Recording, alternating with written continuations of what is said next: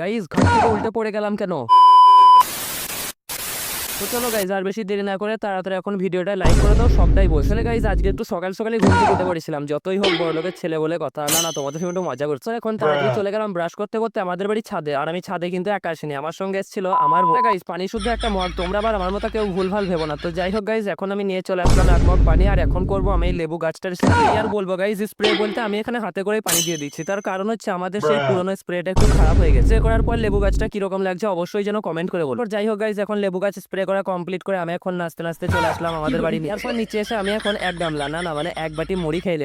সকালবেলায় ঘুম থেকে ওঠার পর আমি এখন হালকা করে চা খাওয়া বাদ দিয়ে আমি কিসের জন্য মুড়ি খেলাম এটা তোমরা কারণটা নিজেরা এখানে বাস্তবে দেখে নাও। কোনো সকাল 7টাই বাজেনি, অথচ এদিকে যা সানলাইটের তেজ তাতে মনে হচ্ছে যেন এক্ষুনি বরফ জমে যাবে চারিদিকে। সকালবেলায় পেট পুজো করা কমপ্লিট করে এখন নাচতে নাচতে বাড়ি থেকে তো বেরিয়ে পড়লাম, কিন্তু তোমাদেরকে তো বলাই হয়নি আমি আসলে কোথায় যাচ্ছি। আমি আসলে যাচ্ছি আমার বোনকে নতুন টিউশনে ভর্তি করতে। গাইজ এখন যাচ্ছিলাম এমন সময় দেখি বোনদের স্কুলের বাথরুমে একটা কুকুর কি যেন করছে। তো যাই হোক গাইজ ভালোভাবে দেখার পর চোখে বললো এখন কুকুরটাকে ডিস্টার্ব করা যাবে। যাই হোক গাইজ ফাইনালি এখন বোনকে টিউশনে ভর্তি করানো কমপ্লিট করে আমি আবার এখন নাচতে নাচতে রওনা দিয়ে দিলাম আমার বাড়ি। গাইজ এখন আমি বাড়ি যাচ্ছিলাম এমন সময় দেখো এখানে কত সুন্দর সানলাইট, একবারে চারিদিকে বরফ জমিয়ে দিত। এটাই ছিল আজকের মিনি ভ্লগ, কিরকম লাগলো জানিও।